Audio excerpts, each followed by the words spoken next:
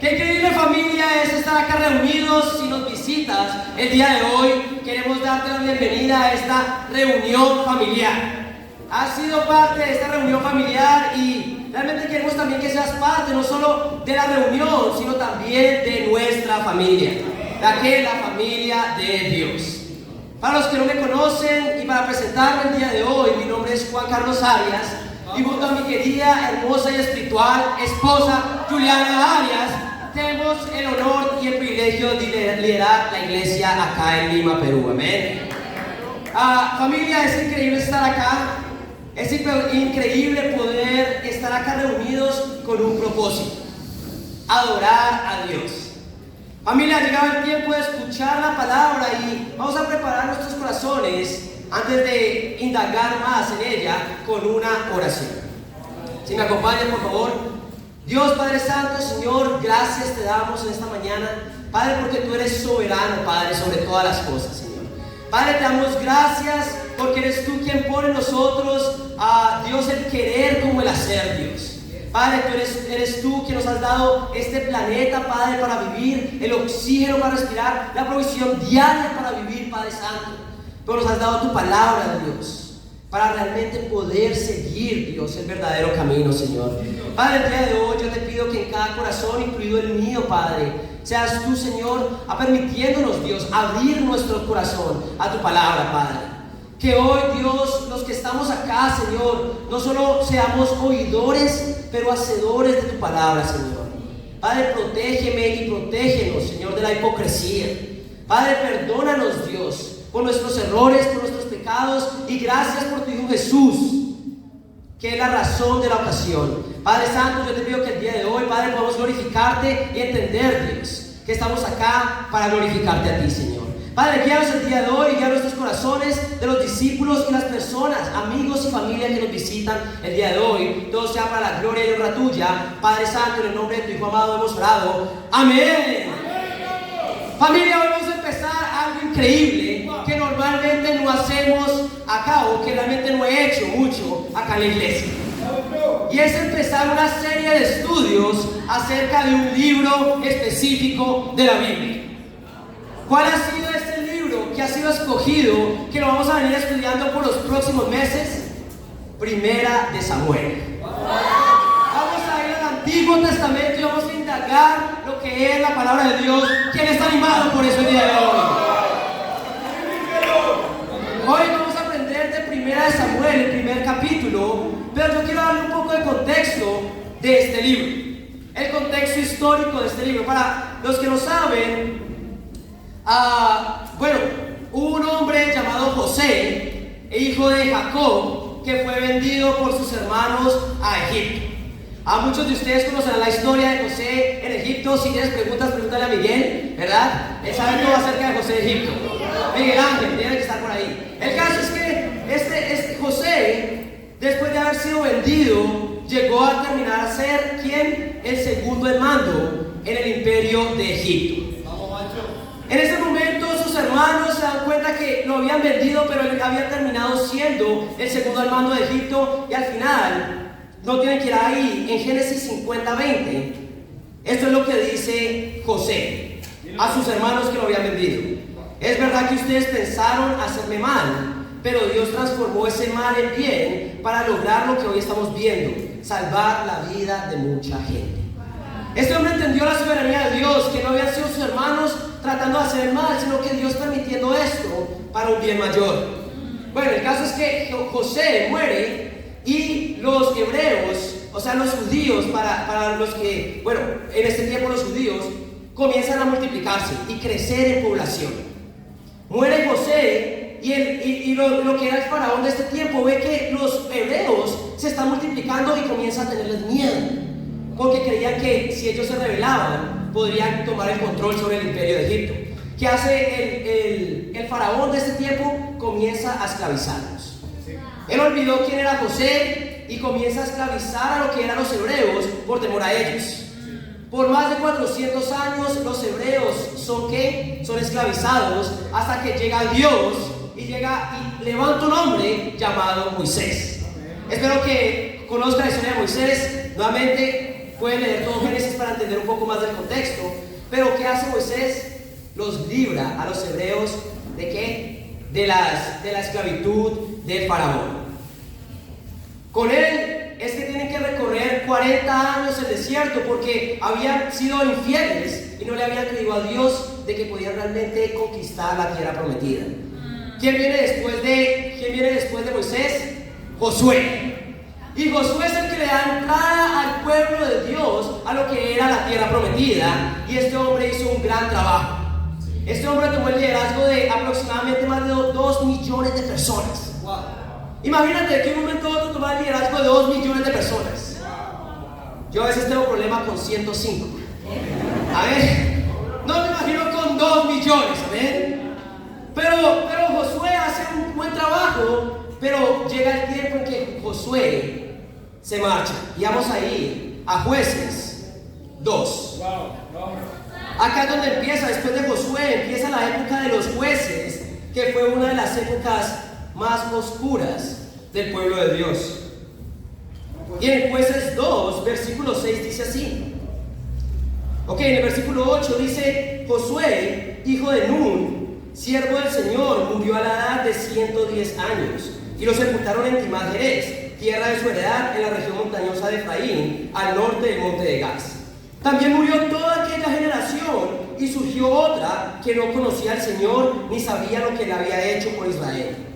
Esos israelitas hicieron lo que ofende al Señor y adoraron a los ídolos de Baal.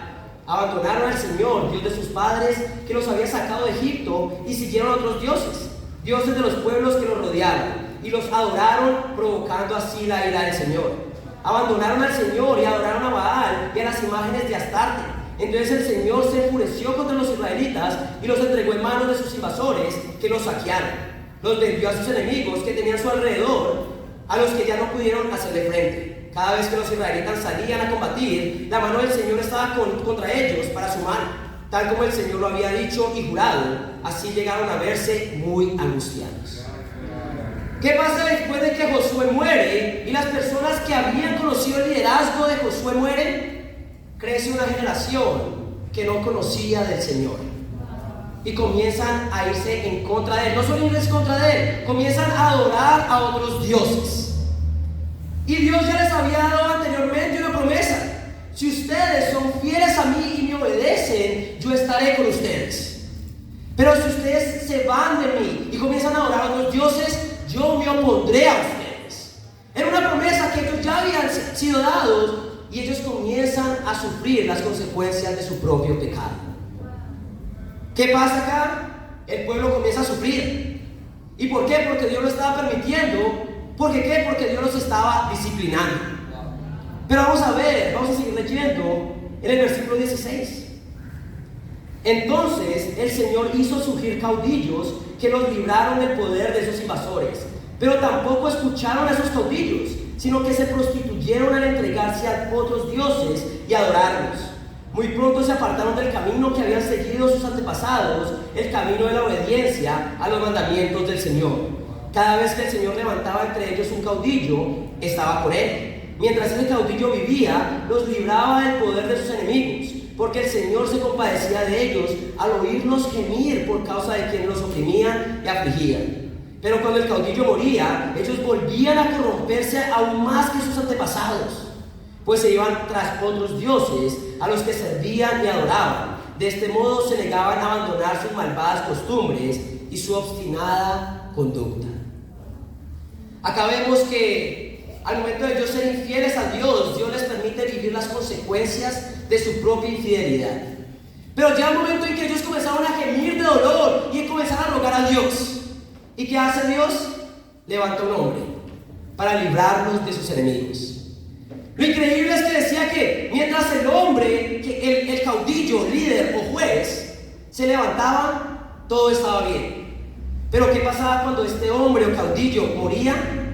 El pueblo se volvía a prostituir en su idolatría. Hoy tenemos que entender un principio bíblico, y es que Dios trabaja a través del liderazgo. Dios levanta hombres para que el pueblo de Dios pueda seguir a Dios y mantenerse fiel. El problema acá es que cuando moría el hombre, ellos se tornaban y se iban y se alejaban de Dios. ¿Cuál era realmente el problema de estas personas? Que estas personas estaban siendo más fieles a la persona que Dios levantaba que al mismísimo Dios. El problema no era el líder simplemente los libraba y los ayudaba a seguir y mirar a Dios. Pero este pueblo tenía un corazón perverso, porque al morir el líder también moría su fe en Dios y desobedecía.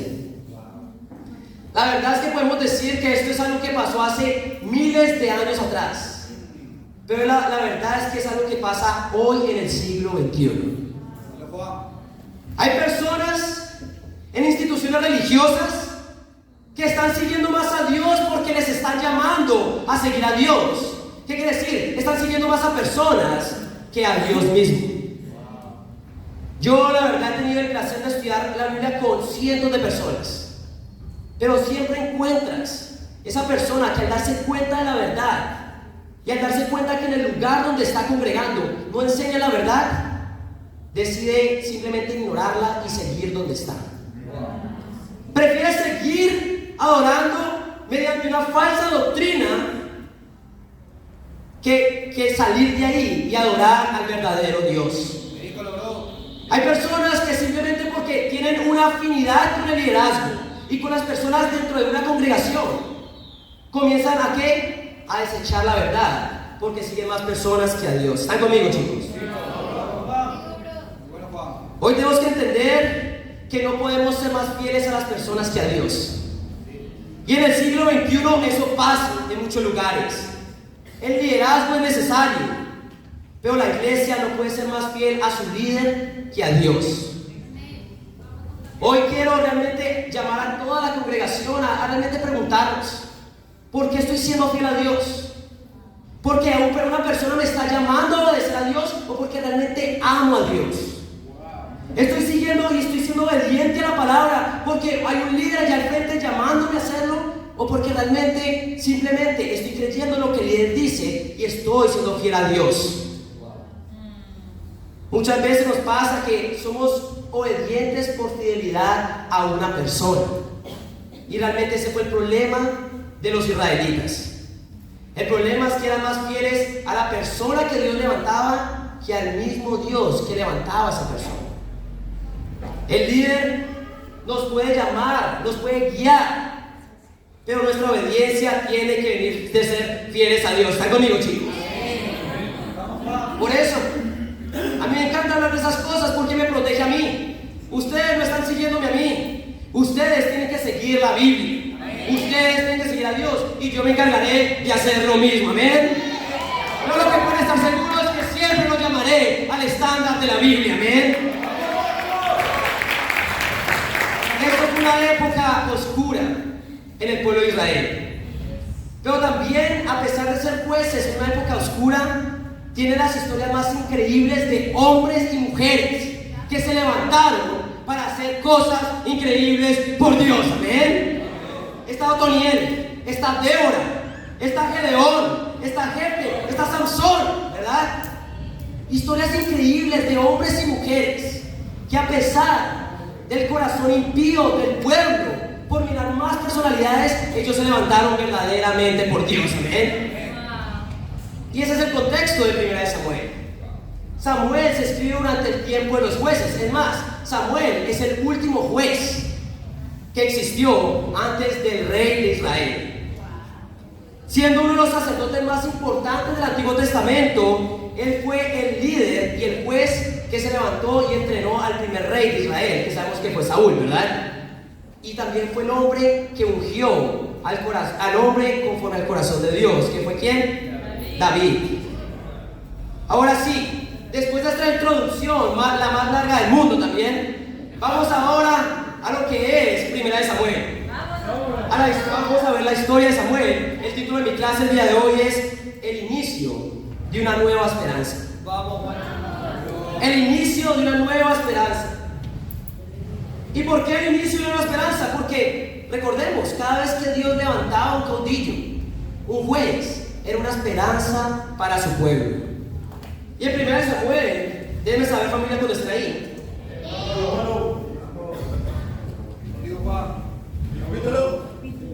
Capítulo 1, ¿verdad? Estamos empezando el día de hoy. Es el primer capítulo, el primer versículo. ¿Ven? Primero Samuel capítulo 1 dice así: en la sierra de Efraín había un hombre sufita de Ramatayim. Su nombre era Elcaná, hijo de Jeroboam, hijo de Eliú, hijo de Tohu, hijo de Suf, Efraimita. Y por si vas a tener hijos, ahí tienes varios nombres para poner, ¿verdad? Gracias. Versículo 2 dice: Elcaná tenía dos esposas. Una de ellas se llamaba Ana y la otra Penina. Estas tenían hijos. Esta tenía hijos, pero Ana no tenía ninguno. Ok, acabamos de empezar con el pie izquierdo, ¿eh? Este hombre ya tenía dos esposas. Y aunque en este tiempo Dios siempre había diseñado un hombre y una mujer, entonces ya sabemos que este hombre empieza con el pie izquierdo, ya tenía dos esposas. Pero vamos a ver, cada vez que tú haces las cosas en contra de lo que es el plan inicial de Dios, vas a tener problemas, amén. Y el versículo 3 dice así: cada año Elcaná salía de su pueblo para adorar al Señor Todopoderoso y ofrecerle sacrificios en Silo, donde Ofni y Finés, los dos hijos de Eli, oficiaban como sacerdotes del Señor. Cuando llegaba el día de ofrecer su sacrificio, Elcaná solía darles a Penina y a todos sus hijos e hijas la porción que le correspondía. Pero a Ana le daba una porción especial, pues la amaba a pesar de que el Señor la había hecho estéril. Penina, su rival, solía atormentarla para que se enojara, ya que el Señor la había hecho estéril. Cada año, cuando iban a la casa del Señor, sucedía lo mismo. Penina la atormentaba hasta que Ana se ponía a llorar y ni comer quería. Entonces Elcaná, su esposo, le decía: Ana, ¿por qué lloras? ¿Por qué no comes? ¿Por qué estás resentida? ¿Acaso no soy para ti mejor que 10 hijos? Bastante empático ese hombre, ¿verdad? Bueno, versículo 9 dice: una vez, estando en Silo, Ana se levantó después de la comida, y a la vista del sacerdote Elí, que estaba sentado en su silla junto a la puerta del santuario del Señor, con gran angustia comenzó a orar al Señor y a llorar desconsoladamente.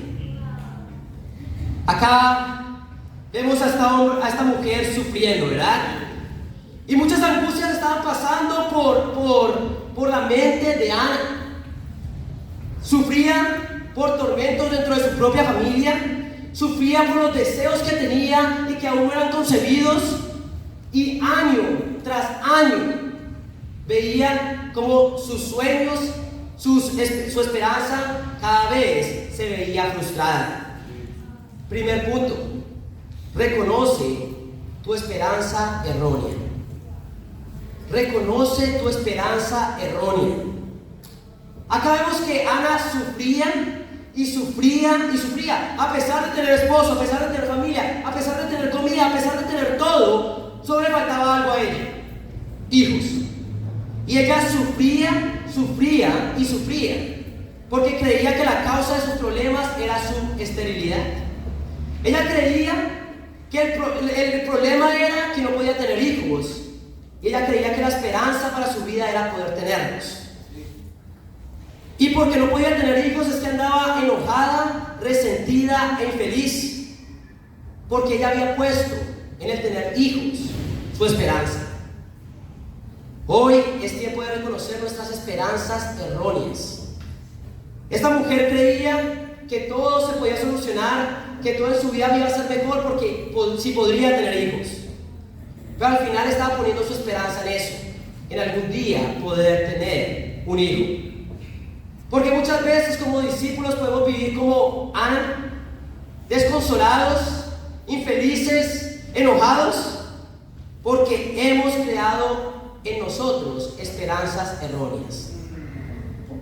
Hemos creado en nuestro ser, en nuestro corazón, esperanzas nocivas y tóxicas, de creer que hasta cuando tenga algo, yo puedo realmente ser feliz. Yo seré feliz cuando Dios me dé esto, y hasta entonces no podré disfrutar mi vida. Y eso es lo que le estaba pasando a Ana. Su esperanza estaba en algo imperfecto y algo que ella no tenía control sobre esas cosas. Muchas veces decimos, yo seré feliz, yo tengo una esperanza en algún día poder tener esto y hasta entonces no podré estar bien. Porque si no tenemos estas cosas, no podemos estar bien. Y eso se llama una esperanza errónea. El versículo 5 dice claramente, dice al final del versículo 5, el Señor la había hecho estéril. Versículo 6 al final, ya que el Señor la había hecho estéril. La Biblia en menos de 2 versículos afirma lo que Dios había hecho.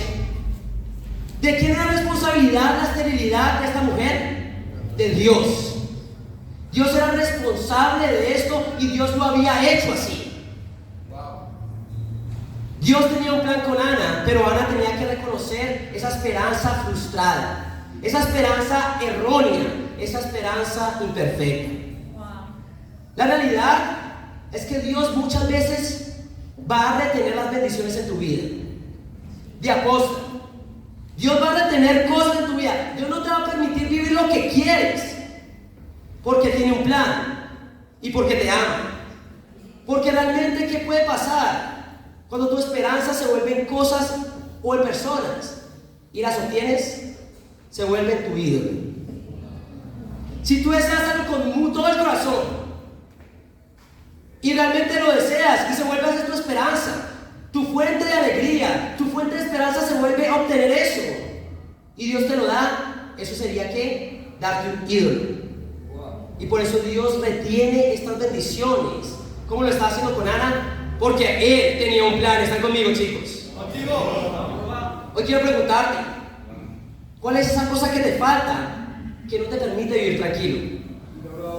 ¿Qué es eso que diariamente estás deseando y poniendo, y si realmente cada día que no lo tienes es un día donde te ves atribulado, enojado, infeliz? ¿Qué es eso que crees que si lo tienes tu vida va a cambiar para mejor? Tienes que pensar en eso, porque Dios mismo puede estar detrás de que no lo consigas aún. Si esto se ha vuelto tu esperanza, hoy tienes que reconocer tu esperanza errónea. ¿Están conmigo, chicos? Ahora, ¿qué hizo entonces Ana? Bueno, vamos a leer en el versículo 11. Vamos, hermano. Dice, entonces hizo este voto: Señor Todopoderoso, si te dignas a mirar la desdicha de esta sierva tuya, y si en vez de olvidarme te acuerdas de mí y me concedes un hijo varón, yo te lo entregaré para toda su vida y nunca se le cortará el cabello. Como Ana estuvo orando largo rato ante el Señor, Elí se fijó en su boca. Sus labios se movían, pero debido a que Ana oraba en voz baja, no se podía oír su voz. Elí pensó que estaba borracha, así que le dijo: ¿hasta cuándo te va a durar la borrachera? Deja ya el vino. Wow, tan mal estaba en esa época que la gente iba borracha al servicio. Imagínate eso. ¿Qué tan mal tiene que estar espiritualmente una persona para ir borracha al servicio? Bueno, así estaban los tiempos. Vamos a seguir leyendo, versículo 15. No, mi Señor, no he bebido ni vino ni cerveza. Soy solo una mujer angustiada que ha venido a desahogarse delante del Señor. No me tome usted por una mala mujer. He pasado este tiempo orando debido a mi angustia y aflicción. Vete en paz, respondió Elí, que el Dios de Israel te conceda lo que has pedido. Gracias. Ojalá favorezca usted siempre a esta sierva suya. Con esto, Ana se despidió y se fue a comer. Desde ese momento, su semblante cambió. Segundo punto, poniendo tu esperanza en el lugar correcto. Poniendo tu esperanza en el lugar correcto. Acá, Ana entendió algo. Esto es un martirio. No puedo seguir viviendo así. Esto es lo más horrible que me ha pasado. Vivir en esta desdicha, en esta infelicidad. Y decide ¿qué? Decide rendirse a Dios. Dios, yo voy a cambiar. Yo actuaré diferente. Y si tú me lo das, yo te lo voy a dar a ti. Ella entendió que su esperanza no podía ser algún día tener un hijo. Su esperanza solo podía ser la soberanía y la voluntad de Dios en su vida. ¿Qué pasa cuando Ana termina de orar, de decirle a Dios: si me lo das, yo te lo voy a dar a ti? Estoy cansada de vivir así. Si me lo das, yo te lo doy a ti. Bueno, el versículo 18 18 dice, su semblante cambió. Increíble. ¿Qué quiere decir? Ella comenzó a ser feliz, ella comenzó a ser alegre. ¿Por qué? Porque había recibido lo que tanto había pedido. No, porque había rendido su esperanza a Dios. Porque había puesto su esperanza en el lugar indicado. Amén. No fue la situación la que cambió, no fue la situación en su casa la que cambió, no fue la situación en su vida personal la que cambió. Lo único que cambió fue el lugar donde estaban poniendo su esperanza.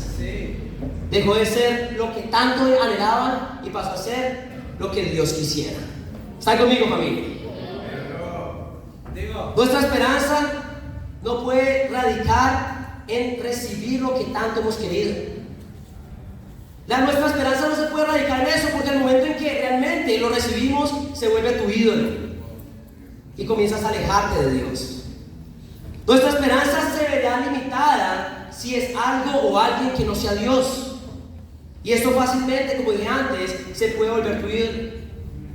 Si hoy Dios no te ha dado eso que has estado pidiendo, dale gracias, porque Él tiene un plan. Por eso ahora tenía que reconocer su esperanza errónea y reemplazarla con una verdadera esperanza. Y después de esto, ¿qué pasó? Ella cambió su semblante. Su vida cambió. No porque las cosas afuera hayan cambiado, sino las cosas en su corazón cambiaron. Muchas veces estamos esperando que las cosas de nuestro alrededor cambien para empezar a ser felices. Muchas veces estamos esperando un cambio en nuestra vida física para empezar a seguir a Dios. Y lo único que hay que cambiar es nuestro corazón. Lo único que hay que hacer es poner nuestra esperanza en el lugar correcto. Amén. Muchas veces se preguntan las personas, ¿por qué como cristianos podemos vivir alegres si aún no tenemos todo lo que queremos? ¿Cómo podemos vivir incluso felices en medio de una necesidad o de problemas difíciles? ¿Sabes cómo? Soltando esa esperanza tóxica de creer que la esperanza es que la situación cambie para ser felices. Soltando esa esperanza nociva de creer que las cosas tienen que cambiar por fuera para cambiar por dentro, cuando es completamente opuesto. Las cosas cambian por dentro y las cosas van a cambiar por fuera. ¿Están conmigo, chicos? Ella se rindió a Dios. Si tú me das un hijo, bien, porque de todas maneras te lo voy a dar a ti. Y si no me lo das, también, porque al final es tuyo. Y ella no lo pidió ya más para ella. Ella ya había soltado esa esperanza. Ella ya no lo deseaba para ella misma, sino para la gloria de Dios. Por eso dice en el versículo 11. Dice así: si te dignas a mirar la desdicha de esta sierva tuya, yo te lo entregaré para toda su vida y nunca se le cortará el cabello. Ella ya no quería un hijo para suplir deseos egoístas. Ella no estaba esperando un hijo para sentirse ya mejor. Ella solo quería un hijo para glorificar a Dios. Amén. ¿Qué quiere decir? Que desear cosas no está mal. Ese trabajo genial con una paga excelente, eso es bueno. Ese esposo, esa esposa, ese enamorado o enamorada, es genial. Una buena situación económica es genial. La pregunta es, ¿por qué lo quieres tanto? ¿Por qué lo quieres tanto? ¿Quieres recibir esto para empezar a ser feliz? Tienes un problema. Tienes una esperanza errónea. ¿Por qué lo quieres tanto? ¿Para tus propios intereses? ¿Para disfrutarlo tú solo? Tienes una esperanza errónea el día de hoy. ¿Para qué lo quieres? ¿Para empezar a creerle a Dios? Tienes una esperanza errónea. Wow, vamos, Juan. Ella le creyó primero a Dios. Y al poner esa esperanza en el lugar correcto, ella tuvo una verdadera esperanza. Amén. La realidad es que Dios no quiere darte las cosas por capricho. Muchas veces acá en Perú existe una expresión bastante interesante que yo todavía no he podido acostumbrarme a ella. Y es la palabra engreír. Me engreyó, ¿verdad? Me engrió, ¿verdad? Como, ok, nos están dando cosas para nuestro propio placer. Dios no quiere eso. Dios no quiere engreír. Dios realmente quiere darte cosas para glorificar su nombre. ¿Están conmigo?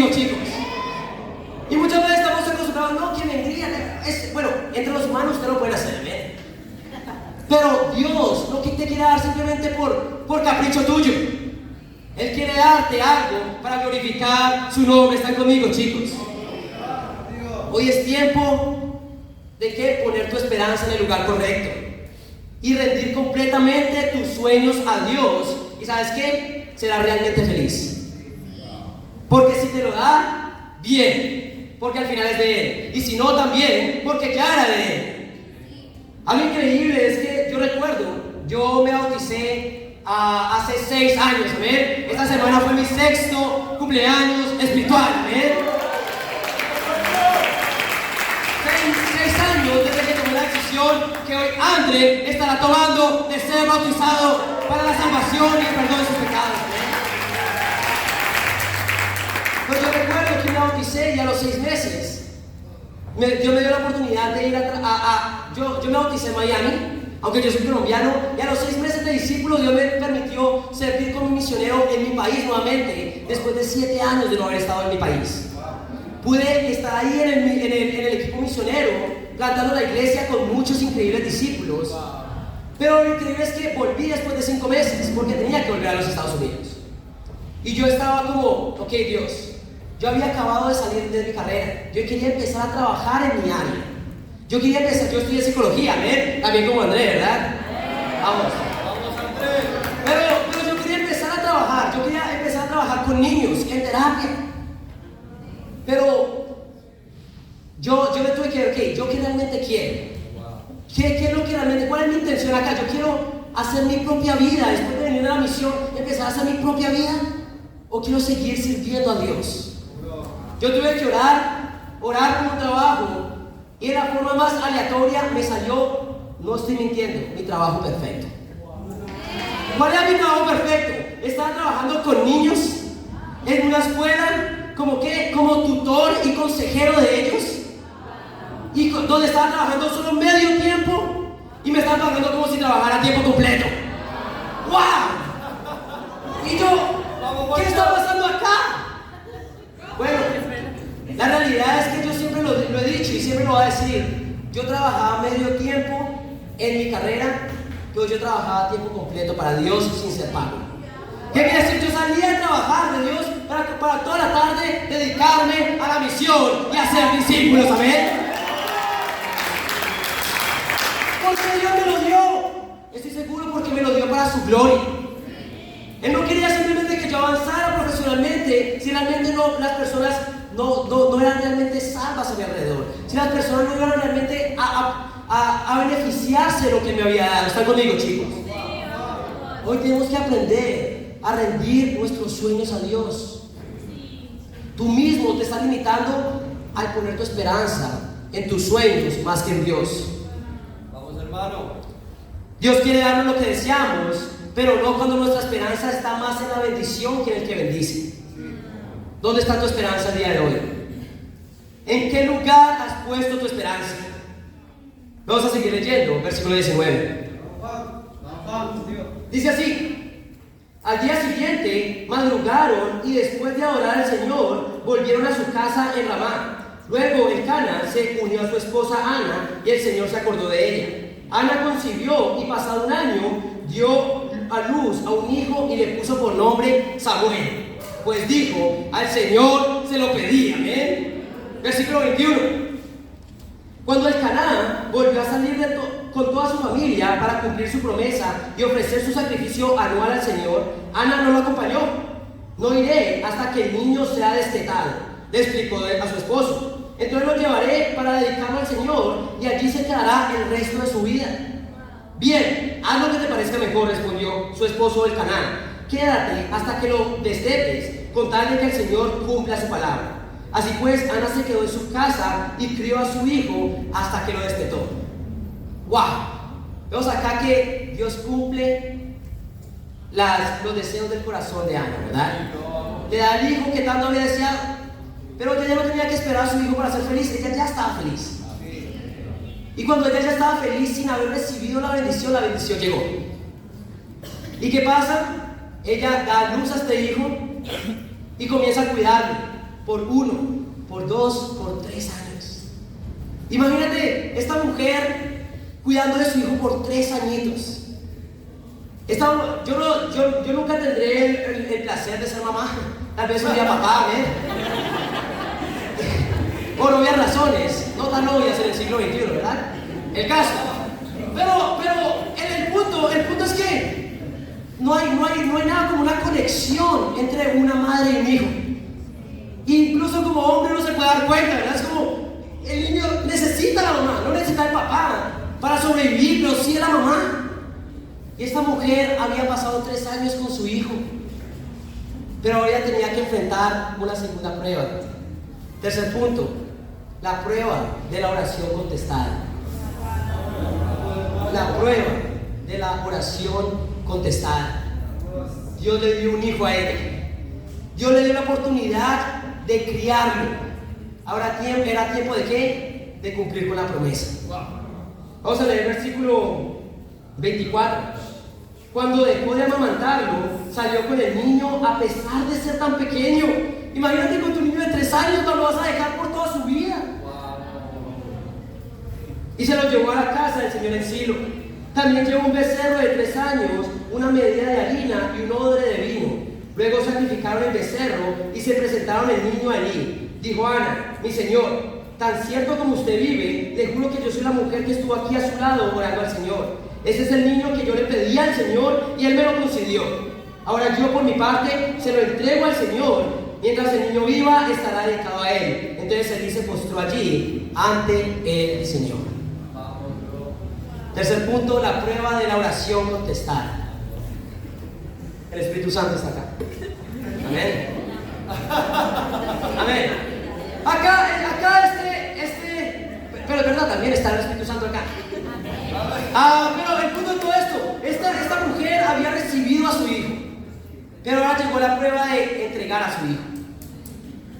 Ella se había pegado a la bendición.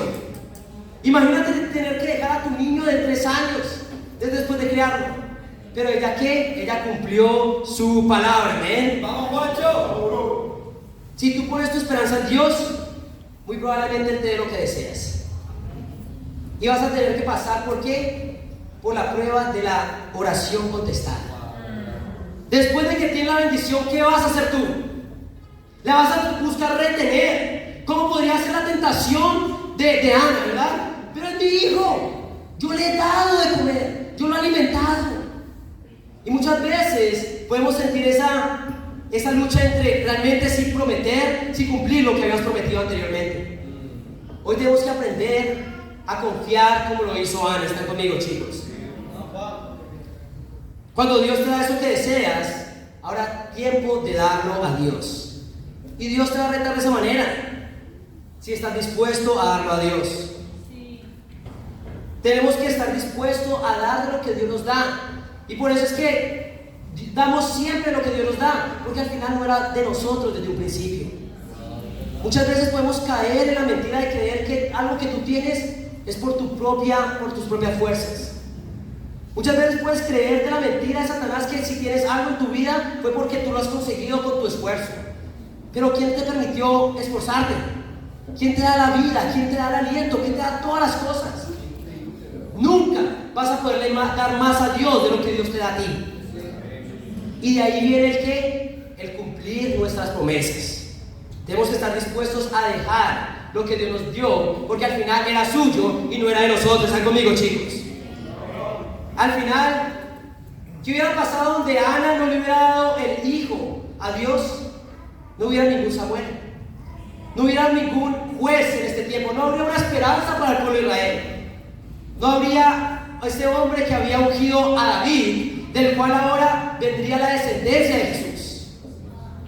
Pero porque ella lo hizo, ella tuvo un verdadero impacto. Por eso, cuarto y último punto, el impacto de una esperanza puesta en Dios. El impacto de una esperanza puesta en Dios. Si tu esperanza no es Dios, tú vas a querer quedarte con la bendición y eso no va a causar ningún impacto en nadie. Eso podría haber pasado con Ana. Samuel hubiera crecido a ser un hombre, tal vez como los hombres de Israel, que no eran fieles a Dios. Pero eso no fue el final de la historia. Ella sí lo dio a Dios.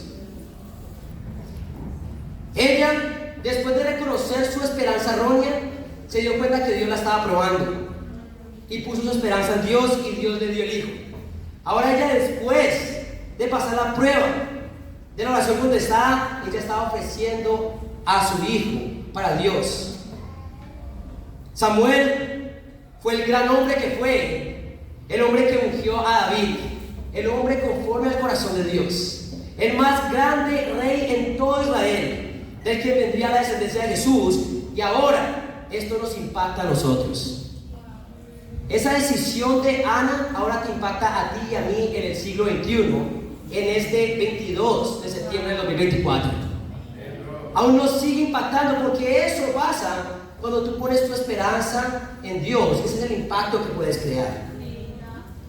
A mí yo me siento muy orgulloso de cada uno de los hombres que ayudó a André a estudiar la Biblia, porque pusieron su esperanza en Dios. A mí me alegra pensar en David, ¿verdad? David que vino desde Colombia simplemente a estar acá, dejando sus sueños, y ahora está creando un impacto eterno en la vida de André. Y eso el día de hoy es lo que puede causar nuestra vida. No simplemente un impacto terrenal en la vida de las personas, sino en la eternidad de las personas. Pero cuando tú decides dar esa bendición nuevamente a Dios, ese es el impacto de la esperanza puesta en Dios. Hoy, familia, tenemos que darnos cuenta que Dios quiere usarnos. Pero va a empezar ¿cómo? Va a empezar tú poniendo tu esperanza en el lugar correcto. Y cuando tu esperanza está en el lugar correcto, es que realmente puedes crear un impacto eterno en la vida de las personas. Amén. Hoy es tiempo de empezar a tener esta nueva esperanza. En conclusión, chicos, en conclusión, familia, hoy empezamos a leer Primera de Samuel, ¿verdad? Y es que es una nueva esperanza. Una nueva esperanza para el pueblo de Israel. Es una nueva esperanza para lo que sería nosotros en la llegada de Jesús. Lo primero, hoy hemos aprendido muchas cosas acerca de la esperanza, y el primer punto fue ese: reconoce tu esperanza errónea. ¿Dónde estás poniendo tu esperanza? ¿Qué es lo que crees que si cuando te llegue va a cambiar tu vida para bien y vas a poder empezar a ser feliz? Esa es tu esperanza errónea. Después, segundo punto, pon tu esperanza en el lugar correcto. No en la situación, no en las cosas, sino en el Dios que es perfecto. Y después vas a tener que enfrentarte con la prueba de la oración contestada. ¿Estás dispuesto a darlo como lo prometiste? Y te aseguro que si lo haces, tendrás el impacto de una esperanza puesta en Dios, como lo tuvo Ana, y en la salvación y la eternidad de las personas, y que para Dios sea toda la gloria. Amén.